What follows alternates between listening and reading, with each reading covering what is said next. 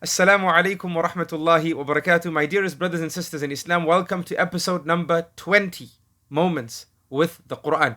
For today's moment, we're going to continue with Surah Al-Kahf, and in particular, the third famous story of Surah Al-Kahf, the story of Musa alayhi salam with Khidr. Now, in a previous episode, we spoke about the lessons of patience and perseverance from the story, but today we're going to take another lesson, and that is from the moment when Khidr alayhi salam damaged the boat that he used along with Musa alayhi salam to get across the water. Now, none of them owned the boat. Musa alayhi salam didn't own the boat, and Khidr alayhi salam didn't own the boat. The boat belonged to a poor person, and they used the boat to get across. Now, no doubt, if somebody is good to you and then you damage their property, right, then this just doesn't come across as right, and this is quite frankly wrong. And thus Musa alayhi salam, he took opposition to Khidr alayhi salam damaging the boat before releasing the boat back to its rightful owner. Now, what Musa didn't know, obviously he didn't have the knowledge that Khidr had with regards to this. Allah subhanahu wa ta'ala taught Khidr that there's a tyrant king who is stealing, basically usurping all the boats that are in good working order. Right? Which means this poor person is going to lose their entire boat if you don't make this slight hole, if you don't damage the boat a little bit. So Khidr alayhi salam damaged the boat a little bit. And now the boat went through, the king saw it, he didn't like it because of this little hole that was in the boat, and he allowed the boat to pass, and it got to its rightful owner. Right? Now the scholars, subhanAllah, when they looked at this verse, they taught us amazing lessons from it. Number one, they taught us that in life sometimes you're faced with two harms. One is greater and one is lesser. But there's no other choice.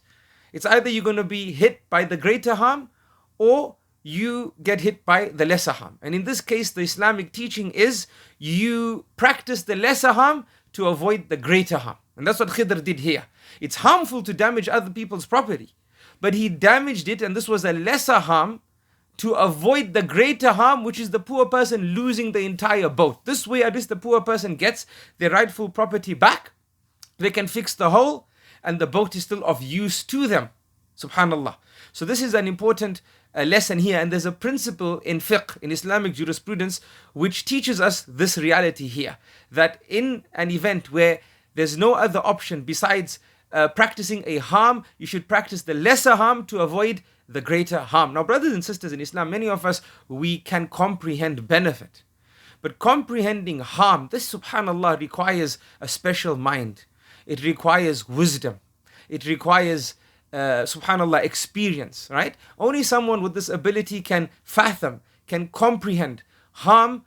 And based on this, subhanallah, you'll see their life so productive, so progressive, and their life with fewer mistakes than other people, right? Because many people can contemplate and comprehend benefit, but very few have the ability in an effective way to comprehend harm, to see the downtrend, and to take actions now, even though these actions are difficult. But if we don't take action now, a greater difficulty is going to happen down the line. Okay? So this is the first lesson that the scholars teach us, that if you're faced with two harms, practice the lesser harm to avoid the greater harm.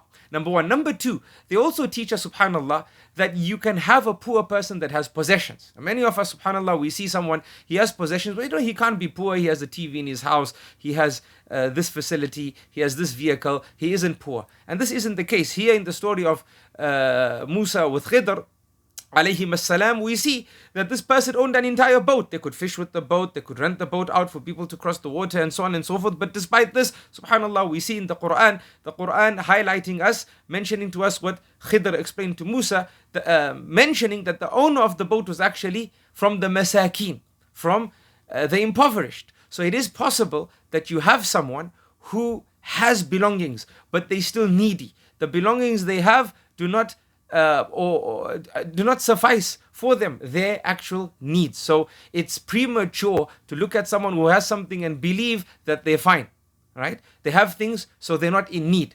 It's premature to do that, and we learn this by looking deeper here into the story of Musa alayhi salam with Khidr. There's so many lessons in the Qur'an, subhanallah. Every moment can throw out to us and throw out at us tens of lessons, brothers and sisters in Islam. That's how amazing the Qur'an is. It's the timeless giver. It will keep on giving us until the day of Qiyamah. Every time we read it, we learn something new. It's not one of those books that you read and okay, I've read it. With the Qur'an, you read it and you learn, and you read it again, the same story, and you learn some more, and you learn some more, and you learn some more. Subhanallah. Until another moment. Salamullahi alaykum wa rahmatullahi wa barakatuh.